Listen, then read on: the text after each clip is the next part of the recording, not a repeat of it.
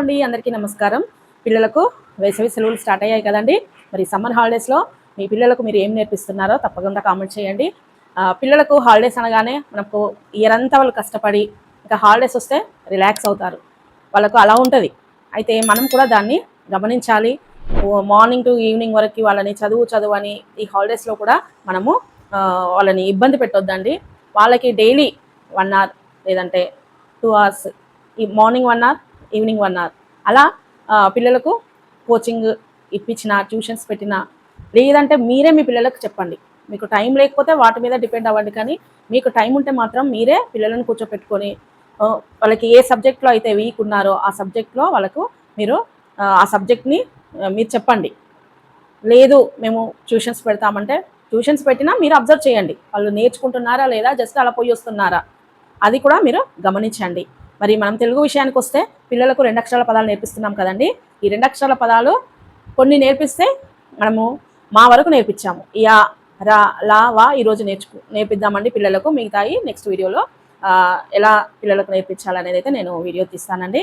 మరి మీరు కూడా మీ పిల్లల్ని ప్రతిరోజు హాలిడేసే కదా అని కొన్ని రోజులు వాళ్ళకి రెస్ట్ ఇవ్వండి. వాళ్ళకి ఎందుకంటే వాళ్ళు పాపం స్కూల్కి వెళ్ళి ఇన్ని రోజులు కష్టపడ్డారు, ఇయర్ మొత్తం కష్టపడ్డారు కాబట్టి 1 week అలా వాళ్ళకి రెస్ట్ ఇవ్వండి. వాళ్ళ ఎంత పడుకుంటారో కానీ స్కూల్ టైంనే మీరు ఫాలో అవ్వండి. పిల్లలు 12 వరకు పడుకుంటున్నారు, అలా అవసరం లేదండి. వాళ్ళు ఏ టైంకి లేవాలంటే మళ్ళీ స్కూల్స్ రీఓపెన్ అయితే వాళ్ళకి ఇబ్బంది అవుతుంది. కాబట్టి మీరు ఖచ్చితంగా ఒక టైం టేబుల్ అనేది ఈ సమ్మర్ హాలిడేస్కే మీరు ప్రిపేర్ చేయండి పిల్లలకు. వాళ్ళు ఏ టైంకి నిద్రపోవాలి, ఏ టైంకి లేవాలి, లేచిన తర్వాత వాళ్ళు ఏం చేయాలి, వాళ్ళకు ఎక్స్ట్రా యాక్టివిటీస్ మనము పిల్లలకు ఏం నేర్పించాలి, లేదంటే రిలేటివ్స్కి పంపించి వాళ్ళ గ్రాండ్ పేరెంట్స్ ఇంటికి లేకపోతే ఎక్కడికైనా మనం పంపించినా ఒక 1 hour వాళ్ళు చదువుకునేటట్టు, వాళ్ళు ఎక్కడున్నా కూడా ఒక 1 hour అలా హాఫ్ అన్ అవర్ అలా చదువుకునేటట్టు మనమైతే వాళ్ళకి అలా టైం టేబుల్ని అయితే మనము ప్రిపేర్ చేయాలండి. అలా చేస్తే పిల్లలు ఎక్కడున్నా కూడా జస్ట్ కొంచెం రాస్తే వాళ్ళకు అదొక నాలెడ్జ్ వస్తుందండి, హ్యాండ్ రైటింగ్ ఇంప్రూవ్ అవుతుంది. వాళ్ళు ఏదైతే రాస్తారో దాన్ని వాళ్ళు మైండ్లో ఫీడ్ చేసుకుంటారన్నారు, వాళ్ళకు ఫీడ్ అయిపోయి ఉంటుంది. వాళ్ళు ఏదైతే రాస్తారో దాన్ని వాళ్ళు గుర్తుపెట్టుకుంటారు. కాబట్టి ఖచ్చితంగా కొంచెం సేపు అయినా, ఒక హాఫ్ అన్ అవర్ అయినా పిల్లలు రాసుకునేటట్టు, చదువుకునేటట్టు చేయండి. నెక్స్ట్ క్లాస్ బుక్స్ అయినా సరే, లేదంటే ఒక న్యూస్ పేపర్ అయినా సరే, స్టోరీస్ బుక్స్ అయినా సరే, ఏవైనా వాళ్ళకు నాలెడ్జ్ వచ్చే బుక్స్ ఏవైనా సరేనండి, అవి వాళ్ళు చదువుకునేటట్టుగా మీరు ఎక్కడికి పంపించినా ఒక బుక్ వాళ్ళకి ఇచ్చి పంపించండి. ఇస్తే వాళ్ళు దాన్ని చదువుకునేటట్టుగా డైలీ 1 page అలా వాళ్ళకి ఎంత వీలైతే అంత, ఒక పారాగ్రాఫ్ అయినా కానివ్వండి, అది కూడా ఆ పారాగ్రాఫ్లో కూడా కొంచెం నాలెడ్జ్ ఉంటుంది. అలా పిల్లలకు చేయండి. మీరు ఏదైనా వాళ్ళకి డ్రాయింగ్ ఇంట్రెస్ట్ ఉన్నా, లేకపోతే పెయింటింగ్ అయినా, డ్యాన్స్ అయినా, ఏదైనా సింగింగ్, ఏ దాంట్లో ఇంట్రెస్ట్ ఉంటే దాంట్లో దాన్ని వాళ్ళు నేర్చుకునేటట్టుగానైతే చేయండి. ఖచ్చితంగా పిల్లలకు ప్రతి ఒక్కరికి ఏదో ఒక క్రియేటివిటీ ఉంటుందండి, దాన్ని మీరు గుర్తించండి, దాంట్లో వాళ్ళను ఎంకరేజ్ చేయండి. అయితే మనం తెలుగు సంబంధించింది అయితే మనం 2 అక్షరాల పదాలను పిల్లలకు నేర్పిస్తున్నాం కదండి. 2 అక్షరాల పదాలలో మనం మా వరకు నేర్పించాము. మరి మీ పిల్లలకు ఎంతవరకు వచ్చినాయి అవి మీరు కామెంట్ చేయండి. నెక్స్ట్ ఈరోజు యా, రా, లా, వా ఈ అక్షరాలతో వచ్చే 2 అక్షరాల పదాలు మళ్ళీ చెప్తున్నాను. 2 అక్షరాల పదాలలో గుణింతాలు రావచ్చు, ఒత్తులు రావచ్చు. అలా మనము పదాలను పిల్లలకు నేర్పిద్దామండి. ఓకేనా అండి?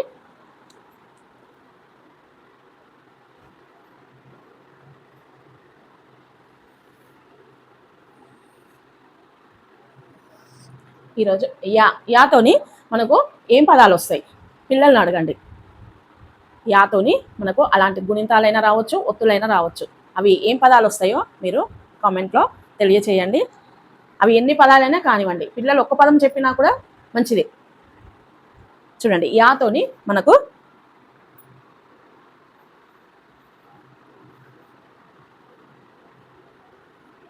యాగం, యాకు దీర్ఘపిస్తే యా, గాక్సున పెడితే గం, యాగం. మళ్ళీ చెప్తున్నాను, యాకు దీర్ఘం ఇస్తే యా, ఇలా చెప్పాలి. ఒక్కొక్క అక్షరాన్ని మనము ఎలా పలకాలి అనేది చెప్పాలి. నెక్స్ట్ యజ్ఞం. చూడండి, యా, జాకు ఇని ఒత్తు, జ్ఞాక్సున పెడితే జ్ఞం, యజ్ఞం. నెక్స్ట్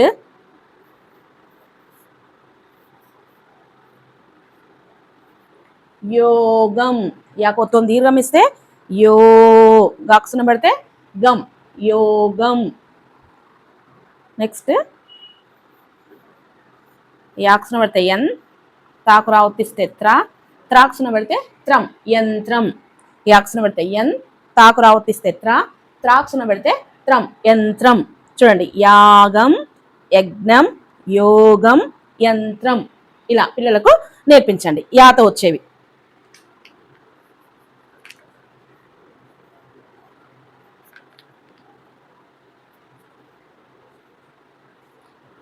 నెక్స్ట్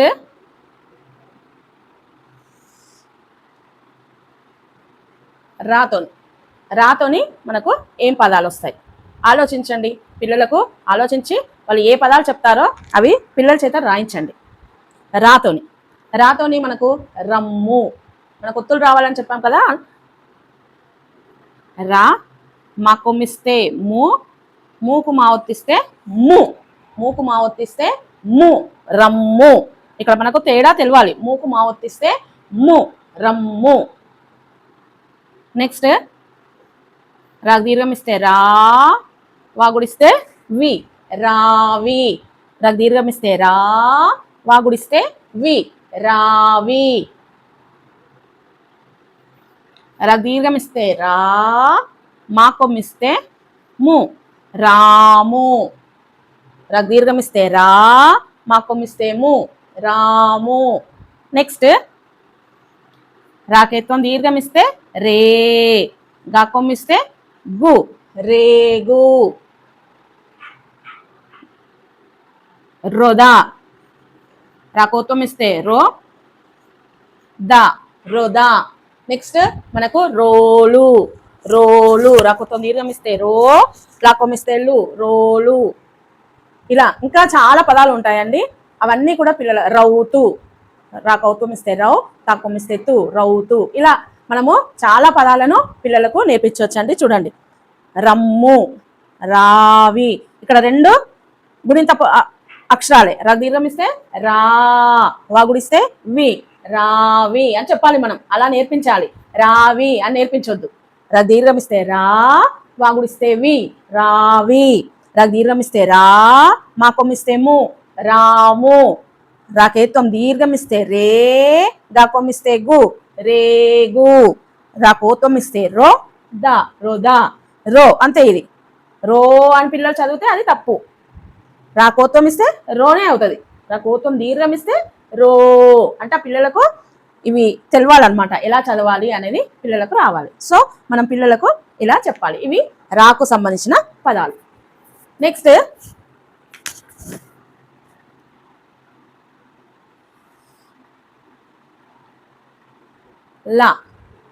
లాతోని ఏం పదాలు వస్తాయి ఒకసారి ఆలోచించండి.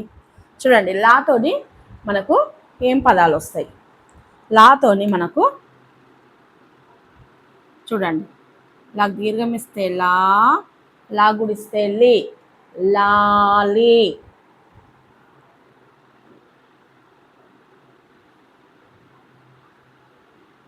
లాకోత్వం ఇస్తే లాగుడిస్తే లీకి లా ఒత్తిస్తే లొల్లి. మనం గొడవ పెట్టుకుంటే లొల్లి ఎందుకు పెట్టుకుంటున్నారు అంటారు కదా, లొల్లి. చూడండి, దీర్ఘం ఇస్తే లాగుడిస్తే లాలి. లాకోత్వం ఇస్తే లాగుడిస్తే లీకి లా ఒత్తిస్తే లొల్లి. ఇలా మనం నేర్పించాలి. లాగుడిస్తే లీకి లా ఒత్తిస్తే ఏమవుతుంది? లాగుడిస్తే లీకి లా ఒత్తిస్తే లొల్లి.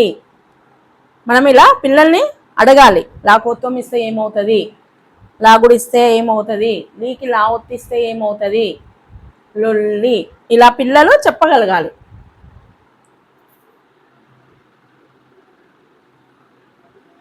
లాకోత్వం దీర్ఘం ఇస్తే లో, భాకు గుడిస్తే భి, లోభి. లాకోత్వం దీర్ఘం ఇస్తే ఏమవుతుంది? లో, భాకు గుడిస్తే భి. అంటే ఇది ఒత్తుభ. ఒత్తుభ వచ్చినప్పుడు దాన్ని ఒత్తి పట్టి పలకాలి అనేది పిల్లలకు రావాలి. భా గుడిస్తే భి, లోభి. నెక్స్ట్ లాకోత్వం దీర్ఘం ఇస్తే తాకొమ్మిస్తే తు, లోతు.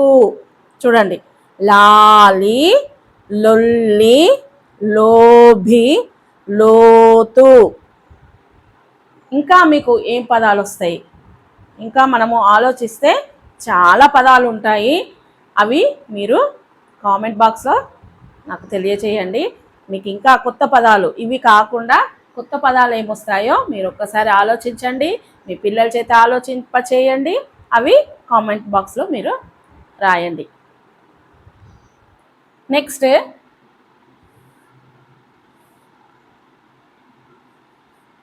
వా. యా, రా, లా, వా. వాతోని మనకు ఏం పదాలు వస్తాయి? 2 అక్షరాల పదాలు ఏమొస్తాయి? అవి మనం ఇప్పుడు నేర్చుకుందాం. వాతోని మనకు వా, రాకు షా ఒత్తిస్తే షా, షాకు సున పెడితే షం, వర్షం. మళ్ళీ ఒకసారి చూడండి.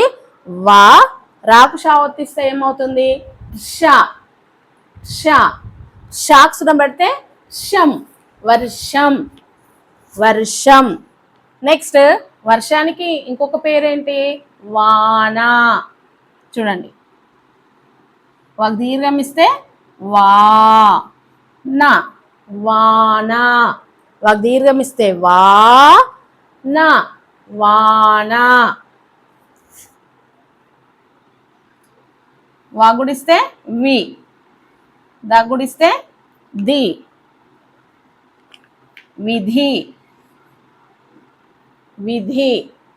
వాగుడిస్తే వి, ధికి ధాగుడిస్తే ధి, విధి. నెక్స్ట్ గుడి దీర్ఘం ఇస్తే వీ, ధాగుడిస్తే ధి, వీధి, వీధి.